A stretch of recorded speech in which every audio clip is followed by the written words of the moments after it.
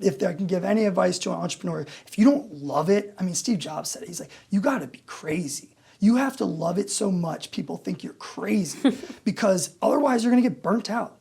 This is hard. You guys know it, you know? Yeah. Running a podcast, doing a photography studio, anything you do is gonna be really hard. So if you wanna be the best realtor, I mean, there's like hundreds of thousands of realtors in the United States alone. So if you wanna be the best at it, like it's very competitive. So for me, I was willing to pivot and I still am. And if that's some advice I can maybe shed to somebody else, it's like, if you don't love it, if you're not crazy about it, pivot, you know? If there's value in it, if you want to keep your license and keep your finger keep your finger on the pulse, that's cool. But if it's not your forever thing, find what is. And I'm just like rapidly trying new stuff all the time.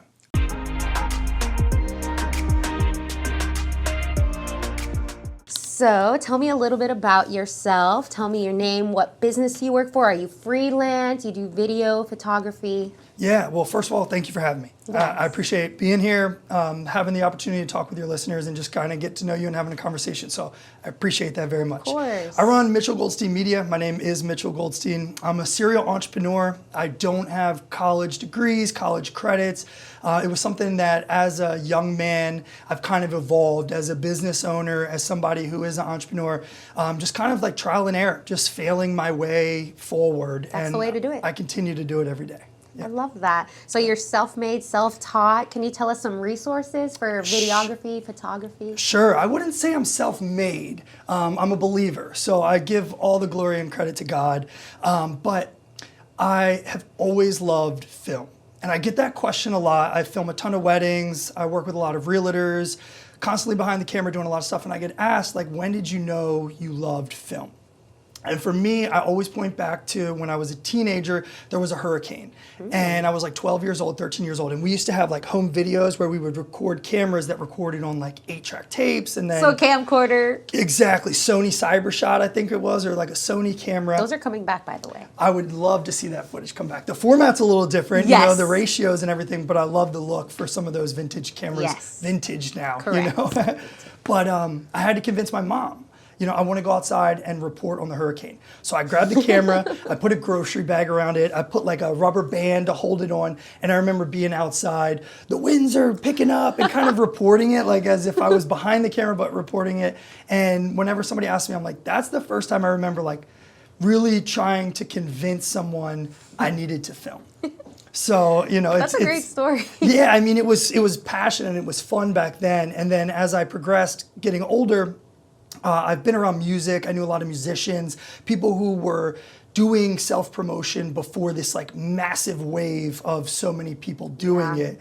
And being a part of teams with other musicians, there was always like, I had all these demands. I had this vision and I felt like I was asking so much of these videographers, of these content creators. And I'm like, why don't I go get myself a camera? Why don't I go get the tool and try and figure it out along the way? So for now, like 6+ years, I've been adding to my camera equipment, slow and steady.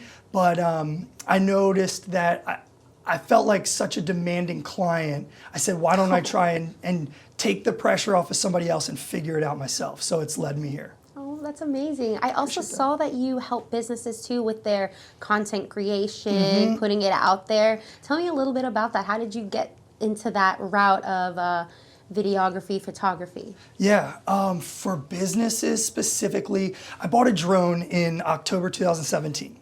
And I went on a 2-month road trip around the entire country. Wow. And I said, if I'm gonna spend $2,000 on this drone, I have to figure out how to generate an income with it. I'm not gonna buy a $2,000 toy that's gonna sit in the closet. So I went on the trip, I fell in love with it. That's really my passion. I love film, I love creating and capturing the moment and reliving it afterwards. But the drone was really a catalyst where it was like, okay, if I'm gonna spend this $2,000, how can I make money with it? And the two things, I'm also a realtor. I've been a realtor for about 10 years now. I saw that, yeah. I knew realtors were spending money on marketing, and I knew that people spent money on weddings. So I said, all right, I'm gonna buy this because I love landscape, I love traveling, I love, that's my passion, but when I get home, I have to figure out how to make money with it. So I'm gonna get into real estate marketing, I'm gonna get into wedding videography, and through that, I knew I liked photography also, but I wasn't super confident. A photographer at a wedding has an incredibly important job. Yes. They need to make sure the person feels good about themselves. They put them in the right lighting. They put them in the right location. They edit it properly. Not they missing the shot. They do it in time. Exactly. There's only one first kiss. Yes. You're not going to redo the first kiss. The pressure for that, though.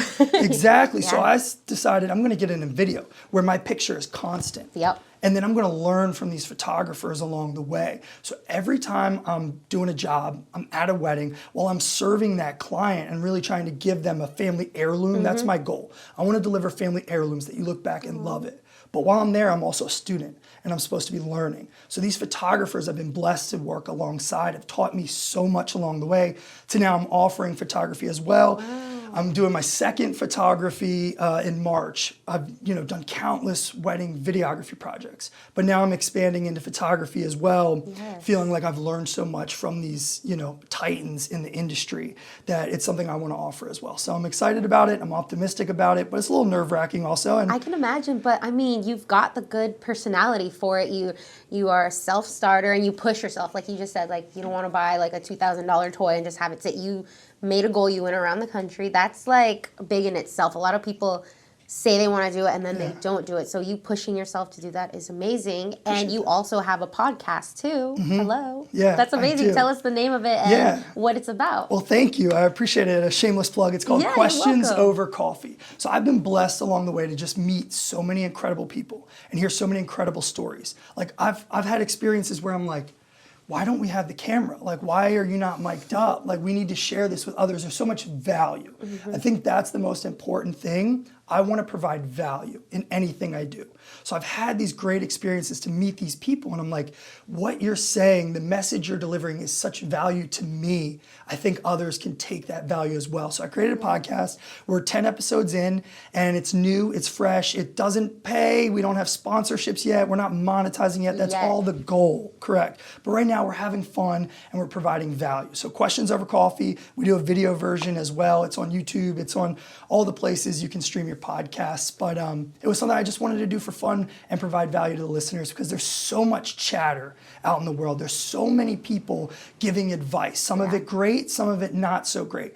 And I thought I felt a call or a responsibility to provide good content. It's people who may have some war stories. It's people who have maybe been through some things, but the common denominator is we're trying to provide light, trying to make the world a better place, trying to give some insight, some hope, all that good stuff. So that's what really birthed that project. I love that. And what advice would you give to somebody as a business owner or somebody who's trying to start their own business, whether it's freelance or making their own business in general, as a videographer, photographer? What kind of advice can you give them on where to start? I think there's a ton. And I think this applies beyond just, photo, video business in general. Take more risks and fail faster. I've climbed because of my failures. Wins are great. And wins are great to look back on, but the losses are where you learn. So in that, I would say take the risk. And this is a message to myself. Here I am now in my mid-30s, and I've kind of gotten comfortable in some things. All the equipment's paid for, so to take on new debt and to take new risks and to buy new things it's alarming at times, but the reminder is if you believe in yourself and you believe in the product or the service you're providing, take more risks, take bigger risks, be willing to fail and fail faster. I think some advice from some entrepreneurs along the way was that success leaves clues. So if you're unsure, there's a model out there. Unless you're creating an entirely new industry, there's somebody who has, paved the way or lit the trail, so be it. And if you're really interested in scaling, learn from those who have already done it and take the clues that they're leaving behind. Absolutely. I love that. Appreciate it. And then as far as for your own business, what are some of the challenges that you feel that you've gone through that I know you were like, there's a million. Yes. There's a million. Is there one that sticks out to you the most that you're like, wow, like I'll never forget this? Oh, I think it's something I'm still going through. And it's the ability to trust others, because if you want to go fast, go alone. If you want to go far, go together. My goal is to go far. And with that, you need others. You need a team. You need people who are better at certain things than you are, where you need help. So one lesson I'm learning right now that's been tough is to trust. You know, when you own a business, it's your baby. My media company is my name, Mitchell Goldstein Media. So my reputation's always on the line. Oh my gosh. So to trust somebody, like for instance, I'll break it down and give you an example with weddings. Please do. Whether it's filming the wedding or whether it's editing the content, that's someone's biggest day of their life. Like you said, we get one first kiss. One. So to trust somebody to provide the service that I provide the day of, you know, we're there to amplify their day, to make their day better, to uplift them, to make them feel good about themselves. So that means, you know, you're on and you have a job to do besides just running the camera and making sure the settings are correct and making sure you're in focus. You're also a person there that's supposed to make their day better. Yes. So for somebody to understand that and to really get that, you know, I've had countless people I've hired for the actual labor, and people will cancel on you 2-3 days before a wedding. And they don't understand, you know? And people go through their own things and emergencies happen and all of that, but you can't miss the wedding. No. You know? And with the editing process as well, you know, I have a taste, I have a goal of the product I'm trying to deliver. And it's constantly getting better. But if somebody doesn't see that, I've noticed, again, with getting into this, I seemed like a demanding client. You know, I had a vision and I had revision requests or, hey, can we do this at this time? You know, and I noticed some of the reception I got was that it was over asking or that it was demanding. So now that I'm on the other end getting those revisions, I see the importance of my job, you know, where other people might not see it like that. Yes. There's plenty of people out there that could do it. But one thing I'm struggling with is trusting, finding those people, taking those risks I was just talking about where, okay, maybe you need to hire somebody and maybe you need to leverage yourself. But with that comes challenges and mistakes along the way. And I guess I'm afraid of making those mistakes because of how much I understand the value in it. If we need to reshoot a podcast, I feel terrible, but it can be done. We can't reshoot a wedding, you know? So that's one of those things I'm learning right now is finding the right people, trusting them to do their job, and also trusting God. You know, as a believer, like I told you, like if you are going to scale and grow, one thing I know I need to do is leverage right now. Yeah, absolutely. And then for your work, I know there's like a particular type of work ethic that you want to put out there. What is your style? Like, do you have a particular style with the type of work you do? Is it moody? Is it light? Or is it a mixture? What do you... I like moody. So when I go on a road trip and take my drone, it's moody. My ISO is low for camera people that, you know, the exposure, the amount of light you're letting into the camera is low. But for weddings, it's the complete opposite. Yes. You know, so you got to really know your client and you got to know your project. And, you know, I'm continuously getting better at all of it.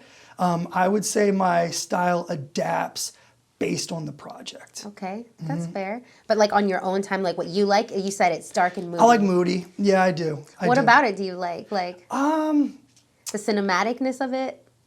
You know, that's a great question. I think the cinematic aspect is a huge part of it. I also like art can make you feel. Absolutely. You know, so music or movies, they invoke emotion.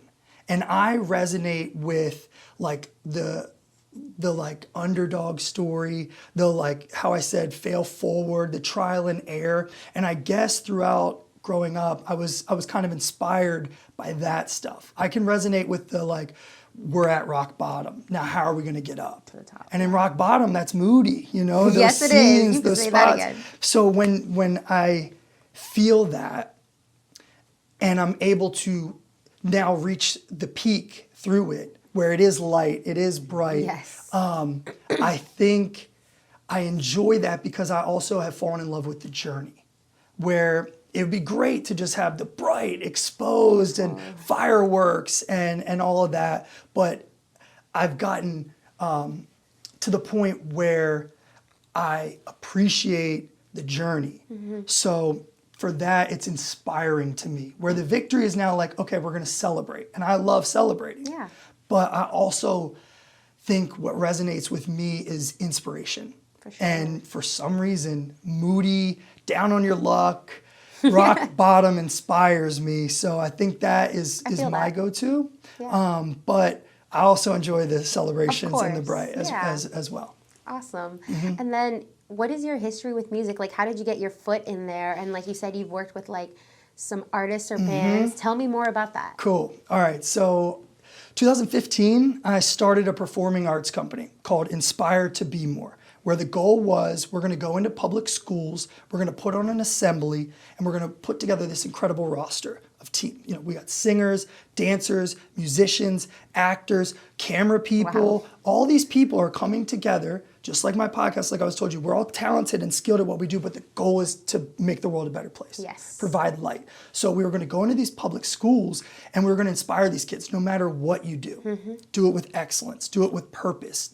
You know, tap into your passions, but how can you make the world a better place through it? I think this world needs light so badly. For sure. I think it needs positive. There's a spiritual warfare going on here between light and dark, between good and bad, you know, between all that stuff. And if we feel called to light, it's our job to provide that. So Inspire to Be More, I looked around, I said, who are these people that I know? Who's great at what they do? Who has a passion, but who's also trying to build and make good in the world? And I put them all together. I said, we're going to go around, we're going to do public school assemblies. And we started in Montgomery County and like Chevy Chase, and the reception was great. And then I shortly thereafter realized, okay, this is going to be tough. You know, public schools don't have a budget, or don't, you know, it's hard to get into that budget. Maybe some people got into it and they can provide some tips and tricks, but it was hard to get a budget to pay these 10 to 12 people.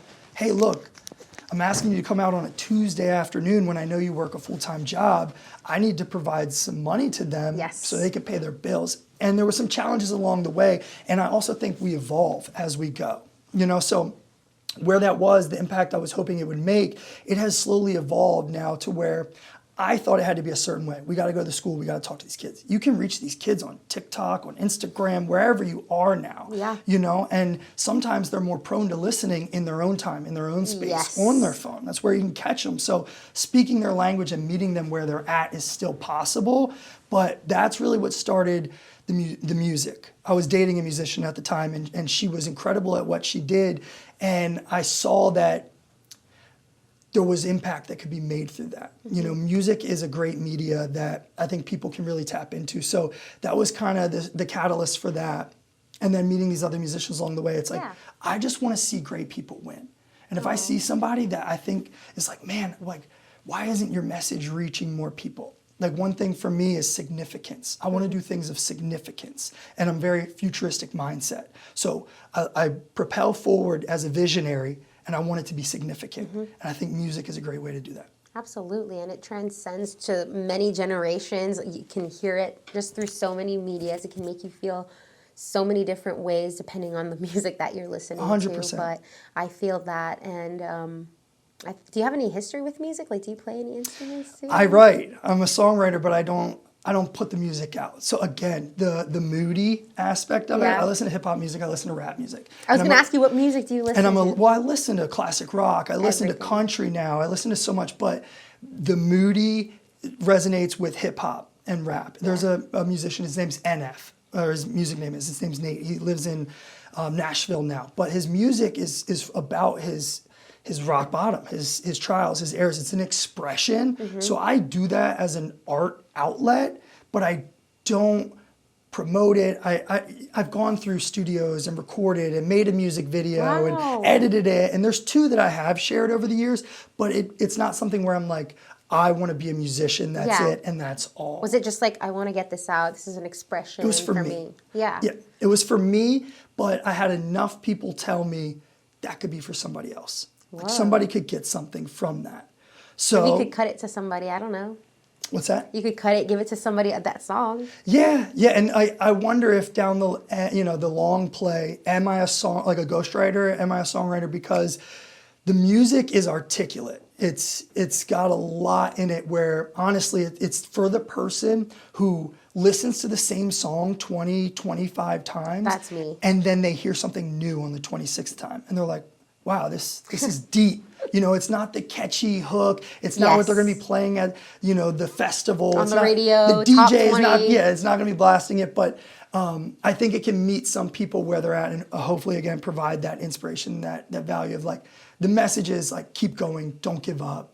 I love that. And believe in yourself. You have such a positive outlook. Is that from like your parents? Did you read books? Like, how did you get this way? This is awesome. The above. All of the above. All of the above. I'm super blessed with a great family, two awesome parents, both successful entrepreneurs in their own respects. Neither one took their SATs. I didn't go to college. I have 0 college credits. I didn't take my SATs. I was actually dropped out of high school for a couple of months. Now I've gone back and I run multiple businesses. I'm an entrepreneur. And my parents instilled in me the energy for life. My mom was the one that's like, what do you love? Like, how are you going to tap in and make the world a better place? My dad is the guy that's like, you get up that first time the alarm clock goes off at 6 a.m. and you're at work by 6:30 and you make a paycheck so you can do what you want in life. And my mom's like, well, how do we take that work ethic? How do we take that and put it into a passion, a job that you think you're called to and combine that? And here I am just shooting in the dark trying to figure it out. But no, that's amazing that they set you up in that way. Like a lot of people don't have that, or they're kind of lost, or they're like, I don't know. And I feel like that's so important too for parents to be there for their kids in that way that they were for you and tell you like, hey, you got to be at your job at 6:30. So when you hear that alarm, you got to get up. Yeah. Like that's so important. I feel like sometimes that's missed. And a lot of people maybe they don't even realize that they don't have that type of mindset. But it's nice that you were blessed with good parents like that. Growing up, I thought it was a difficulty. You know, it was like added pressure. It was more expectations. Things didn't make sense, you know, where it's like some kids are getting away with bad grades, no extracurriculars, and here it felt like a lot of pressure on me. And now I'm so grateful for it because I juggle so much and it doesn't feel like a whole lot. But there's also the side you mentioned, like, is it books? Is it your parents? Yes, to that as well. There's some entrepreneur books. There's a couple of people, not just books, but people. And they put out podcasts now, or they put out, you know, videos, or they put out, they author a book, or they do all these different things. And there's been so much of that along the way. So I'll drop a couple real quick. Yeah, a guy please named do. Darren Hardy, a book called The Compound Effect. And it talks about, there's like a Chinese approach to something called the Kaizen approach, where it's like each day takes such small steps that it doesn't feel like progress, that you barely notice it. But every day has to be just that much further than the last. So the compound effect is if you take a penny and you double it, and then you double that penny, and then you double that, before you know it, you're up to like 20 million, you know, in dollars that you started just compounding pennies. So it's kind of like that mindset in life. You know, there's a quote. Every little bit counts. I was going to look it up before I came here, but I forgot. But it's like water boils, I think, at like 212 degrees. Now, like at 211 degrees, water's just hot. At 212, it boils, and that creates steam. And steam can power a locomotive. So that one extra degree can fuel the whole thing. And that's what I kind of focus on, because I'm also somebody who I feel like, while I was blessed with great parents who said, here's how you do it with hard work, I don't feel as lucky in the open doors, where it's like, you know, sometimes I feel like I'm beating on doors that are closed, and it's like, okay, well, maybe that's just not the door for me. But the books and the quotes made me realize, like, you got to be relentless. Because you may look and you may compare, and comparison is the death of all inspiration, but we're guilty. I'm guilty of doing it at times. And these people, these books, these quotes remind me that it's up to me to work harder. I think if there's one thing I could pass on to someone or try and encourage them with, besides not giving up, is grit. Just work harder, you know, keep failing, like I said. So Darren Hardy, The Entrepreneur Roller Coaster and The Compound Effect are two great books. And then Tony Robbins, if you know who he is, Anthony Robbins. I don't, but Aaliyah does. She's always like, Tony Robbins, Tony Robbins. I'm like, Tony Robbins is great. So I think that is, that coupled with taking care of yourself physically, you know? So I think having a great role model, having great people to continue to inspire you, realizing it's up to you to make it happen, and taking care of your vessel. I think that's where I get a lot of my energy as well. because when I'm From not physical exercising? absolutely drinking water, exercising, the sauna, cold plunge, I think putting your body in tough situations. Is cold plunge like Like showering in the cold? Yeah, but I'm addicted. You know. Oh my gosh! I What? have a freezer that one person would put in their garage to store like meats and frozen foods. I took all the shelves out Tell of me it. you go in there. I painted the inside of it. You know, it looks like tinfoil on the inside. I took Flex Seal, which is like a waterproofer. Yeah. Painted the inside, filled it up with water, and I sit in it for a minimum of 3 minutes a day. What it does for your body, for your liver, and like there's so many benefits for your metabolism, all that. But aside from that, the energy it gives you. I think energy is so important. I think especially if you're in the service industry and if you're in sales and if you're trying to convince someone to hire you, hey, I know it's the biggest day of your life. I know it's your wedding. You should hire me. I gotta have energy, you know? Energy is like the one currency we can bring that we don't have to pay for, you know, but we gotta earn. So I think energy is just monumental. You need it because we have a duty to offset the negative. The negative is so strong, it's so loud, it's so powerful, it's moving with such force. So us who want to counteract that, it's going to take a lot of effort. It almost feels like you can't beat it at times, you know? But if we are going to make a positive difference, got to bring that energy. For sure. And I feel like it affects the people around you too. You kind of want to be like a positive impact, so it rubs off on other people too. Sure. Because if you're always down, I feel like that might, Sure. you know. Same thing with the performing arts company. Inspire to be more. Yes. I want to inspire. If you're going to inspire, I'm only inspired by life. I'm not inspired by stagnant. You know, mold doesn't inspire me. And like a still pond doesn't inspire me, but a rushing river, metaphorically speaking, you know, and I'm an Aquarius. I love water. I can sit by the water and just listen to a river run, but it's got power behind it. It's got energy behind it. So I think life, you need that, you know? And trust me, I'm somebody who loves to get home at the end of the night, relax, kick my feet up. I think there's value in that. Also, rest is huge, but light and energy and passion and all that is what inspires me. So I know I got to bring that to inspire hopefully somebody else. Well, yeah, you've got that good energy. Like right when we saw you, we were like, peace sign. Yeah. And I was like, okay, what a nice person that you have. I've been so blessed with so many good experiences, mission trips, or working with, you know, socially responsible for-profit companies, or working for 501c nonprofits. I've gone from different continents and different places serving others. And like one thing I know is that when I'm having fun, when I feel most alive, energy's up. Hell yeah. Energy's up. So if and where I can, I'm gonna bring it. Okay. And then tell me a little bit more, going back to the real estate. How did you get into that? Like how did you put that into the mix of the other things that you're doing? It's an interesting story. So I'm a serial entrepreneur. I've been a legitimate entrepreneur since 6th grade. Live Strong bracelets, if you remember what those were. Lance Armstrong was wearing them a lot. I'd buy them for $1. I went to school and a kid paid me $6 for one. And I was like, really? 6X, you know? So my wheels started spinning. Next thing you know, I'm taking sodas to school, I'm all kinds of stuff. And it's evolved over the years. And when I got into my young 20s, I was working at a golf course, you know, cleaning golf clubs and trying to make tips with the members and all that. And this kid, he was like 15 years old. I don't even know where he is now. He's like in California. He went to Berkeley. Really smart kid. Really smart kid. But he was still in high school at the time. And I'm like 22, swinging and missing, trying to figure it out. I'm running a pressure washing and staining company. I'm pressure washing in snow pants, like working at a golf course, like obviously not reaching my full potential. Like obviously there's more here. And he just, you should try real estate. I'm like, what do you mean? He's like, this kid. He's like, you'd be incredible at it. I'm like, I went home that night and I signed up. I did the real estate 2-week class. I took off.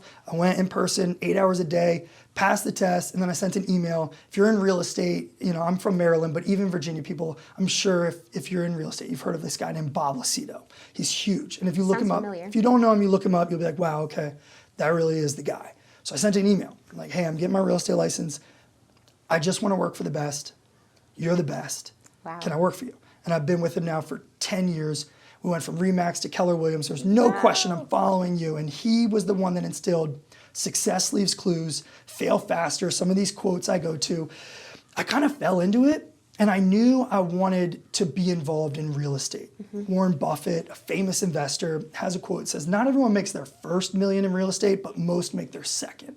He may say all make their second, but I try not to be so extremist. Yeah. In my mind, I'm like, most make their second. Especially nowadays. People are making $2 million in Bitcoin overnight and a couple years ago. But nonetheless, real estate is like the #1 appreciating asset. And as an entrepreneur, as a business person, appreciating assets are so important. Plus there's tax benefits, plus you could put renters in there. Like there's cash flow opportunity. There's so much in real estate where I wanted to get my foot in the door. At 22 years old, I didn't even have a bank account. I had a terrible credit score. I had some medical bills. I was uninsured. Like there was a lot going against me. But I realized when I got my foot into real estate, the things I could learn, even if we're in a different business, even if I'm running a media company, even if you're running a photography studio, you can use in a side office to run a podcast. So there was like all this opportunity where if you knew zoning and you knew real estate and you could look at the properties, like I'm my favorite client. I love showing myself real estate. I love homes. I love the uniqueness from architects and builders and designers. So I knew I liked it a lot. I knew there was opportunity to make money in it. So I dove in head first. And I'm still a realtor 10 years later, but I don't market it. I've like pivoted throughout the years from all these different businesses. To be completely transparent with you, I don't like the industry. Hey, that's fair. Honesty is honesty. Yeah, I don't like what goes into making some deals happen. I'm an ethical person. I believe in doing the right thing. And not to say other realtors are doing the wrong thing, but I've experienced throughout that where I felt like the level of care that was given changed to a numbers game where we got to get this transaction to close. And that loses the service for me. Then it becomes a sales game. Then it becomes a business where I like providing value. I like helping people. So when I could do that in real estate, if I got you a home that it appraises for $50,000 more than you paid for it, I feel like a rock star. But if towards the end of the deal, your interest rate is going up because of your debt to income ratio, and now you're feeling panicked, you're not feeling safe, and you've put all this money into the deal, I've seen people push them into something that may not be right for them because of either how far along they were or because they wanted to get the deal to close or they wanted the commission. So I experienced some things where it didn't feel like full time for me. I couldn't sleep if that was me. There were some hard ones. When you crush it, when people are raving about you, when referrals are flying, it feels great. But when you walk away from the table and you feel like it wasn't right in whatever sense of the word, I carry that with me. I take that with me. That weighs on me. So because of that, I realized that where else could I be providing more value? What could I be doing? Is there something I could be doing where I could deliver a better final product? And I still do real estate. I do like 1, 2, 3 deals a year. I help friends and family. They know to come to me. I love those opportunities. But I don't go after cold leads. I'm not knocking on expireds. I'm not trying to convince somebody with a withdrawn listing to relist. It's something where I love having my foot in. I love being a part of it. But I think there's a lot that could be improved in the industry also. But competition is important to me. I love friendly competition. And I feel like with video, I'm much more competitive as far as what I provide, what fires me up, what keeps me going and inspired. Real estate for me seemed transactional. And if I can give any advice to an entrepreneur, if you don't love it, Steve Jobs said it, he's like, you gotta be crazy. You have to love it so much people think you're crazy because otherwise you're gonna get burnt out. This is hard. You guys know it, Running a podcast, doing a photography studio, anything you do is gonna be really hard.